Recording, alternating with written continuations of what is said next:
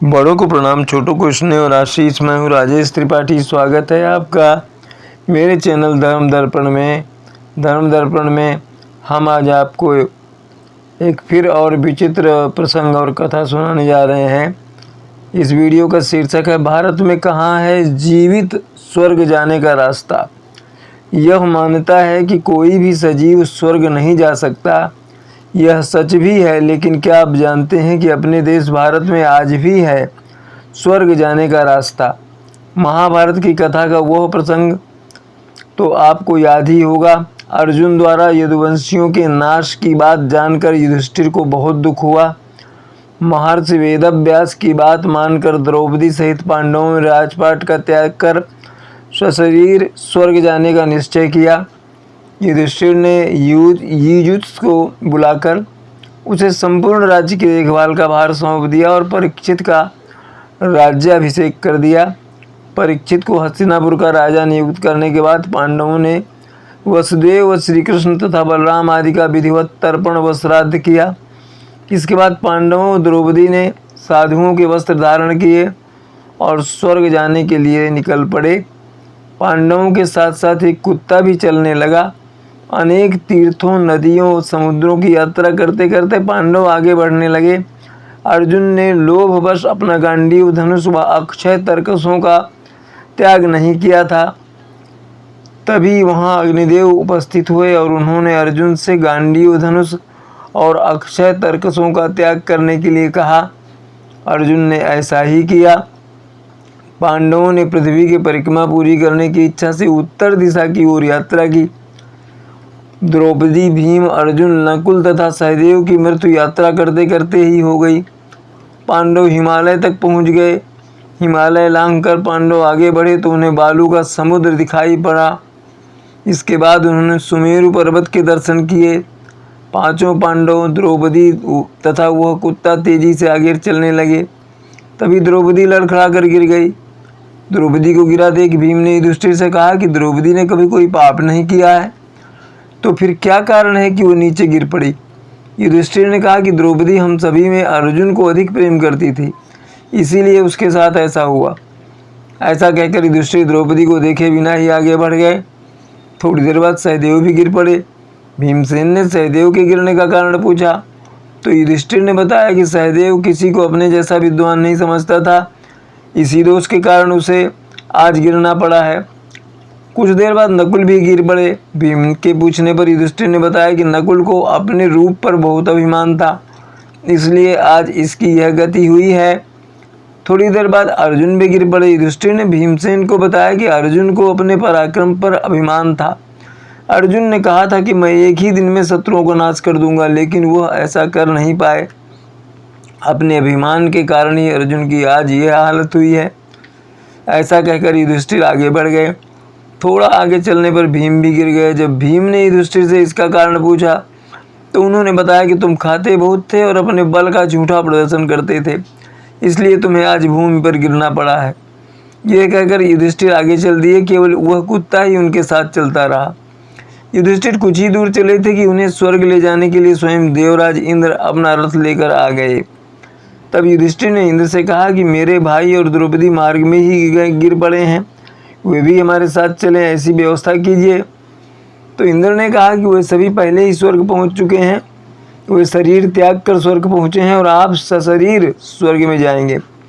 इंद्र की बात सुनकर युधिष्ठिर ने कहा कि यह कुत्ता मेरा परम भक्त है, इसलिए इसे भी मेरे साथ स्वर्ग जाने की आज्ञा दीजिए। लेकिन इंद्र ने कहा कि ऐसा नहीं हो सकता। काफ़ी देर समझाने पर भी जब युधिष्ठिर बिना कुत्ते के स्वर्ग जाने के लिए नहीं माने तो कुत्ते के रूप में यमराज अपने वास्तविक रूप में आ गए। कुत्ते के रूप में यमराज ही उनके साथ चल रहे थे। युधिष्ठिर को अपने धर्म में स्थित देखकर यमराज बहुत प्रसन्न हुए। इसके बाद देवराज इंद्र युधिष्ठिर को अपने रथ में बैठाकर स्वर्ग ले गए। सभी स्वर्ग का रास्ता जानना चाहते हैं कि वो स्वर्ग कैसा होगा, कहाँ है स्वर्ग का रास्ता, क्या जीवित इंसान स्वर्ग जा सकता है। यूँ तो कश्मीर को धरती का स्वर्ग कहा जाता है, परंतु क्या आपको पता है कि भारत भूमि पर ही एक ऐसा स्थान है जहाँ से स्वर्ग की ओर जाया जा सकता है। ऐसी मान्यता है कि मनुष्य मृत्यु के पश्चात स्वर्ग या नर्क जाता है।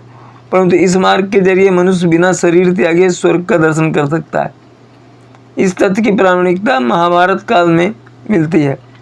यदि प्राकृतिक सुंदरता के लिए कश्मीर को धरती का स्वर्ग कहा जाता है, तो उत्तराखंड को कई धार्मिक स्थानों और देवी देवताओं के वास स्थान के लिए धरती पर स्वर्ग और देवभूमि कहा जाता है। और यह कहना भी उचित है, क्योंकि यही वह स्थान है जहाँ से सीधा स्वर्ग के लिए रास्ता जाता है। उत्तराखंड के गढ़वाल में हिमालय के बंदर पूछ में स्थित स्वर्ग रोहिणी चोटी से ही स्वर्ग का रास्ता जाता है। स्वर्गारोहिणी को भारत काल से ही स्वर्ग जाने के रास्ते के रूप में मान्यता प्राप्त है। महाभारत काल के ग्रंथों में इस स्थान का बहुत महत्व दिया गया है और इस स्थान के विषय में कहा गया कि अंत में पांडव यहीं से चलकर जीवित ही स्वर्ग को गए थे। उसी समय से इस मार्ग को तीर्थ स्थलों में गिना जाने लगा है।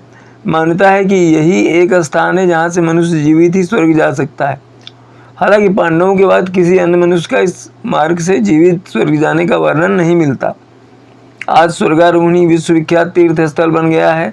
यहाँ आने वाले तीर्थयात्रियों का कहना है कि इस स्थान पर दैवीय प्रकाश है। यहाँ की खूबसूरती भी सर्वोपरि है।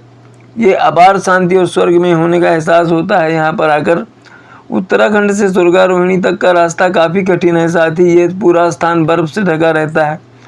स्वर्गारोहिणी की यात्रा उत्तराखंड के बद्रीनाथ धाम से की जाती है। स्वर्गारोहिणी जाने के लिए बर्फीले और पहाड़ी रास्ते से होकर जाया जाता है। भारत का पौराणिक इतिहास और घटनाएं किसी रहस्य से कम नहीं। भारत का लंबा इतिहास ऐसी असंख्य अद्भुत घटनाओं से भरा हुआ है जिस पर भले ही आधुनिक इंसान विश्वास न करें, पर यह बातें मस्तिष्क को सोचने पर मजबूर करती हैं। आज भी यहाँ कई ऐसे स्थल और मंदिर मौजूद हैं जिन्हें पौराणिक काल से जोड़कर देखा जा सकता है, क्योंकि इनका इतिहास संख्याओं से परे है।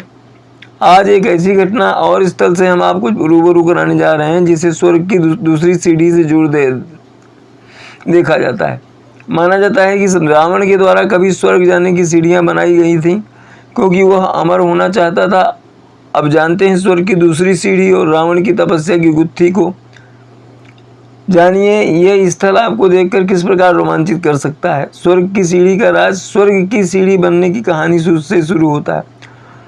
रावण में अमरता प्राप्त करने की इच्छा थी। भले ही वो बहुत बड़ा ज्ञानी था, लेकिन वो बाहुबल पर अत्यधिक घमंड करता था और अपनी शक्ति का निरंतर विस्तार करने की कोशिश में लगा रहता था।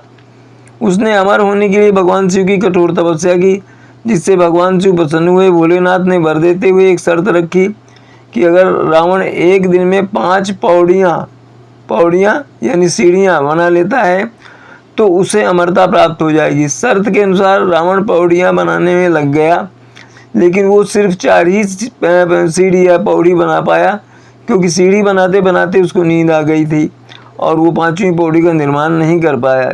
इस तरह उससे स्वर्ग जाने और अमरता प्राप्त करने का सपना अधूरा रह गया। मान्यता के अनुसार रावण ने स्वर्ग जाने की पहली सीढ़ी हरिद्वार, उत्तराखंड के हर की पौड़ी नामक स्थान पर बनाई थी। इसीलिए इस स्थल के नाम से पौड़ी जुड़ गया, हर की पौड़ी। हरिद्वार का मुख्य धार्मिक आकर्षण है ये हरिद्वार की पौड़ी, हर की पौड़ी, जहाँ रोजाना सैकड़ों श्रद्धालुओं का आगमन होता है। सावन मास के दौरान यहाँ लाखों की तादाद में शिव भक्तों का आगमन होता है। कांवड़ लेकर आते हैं वो।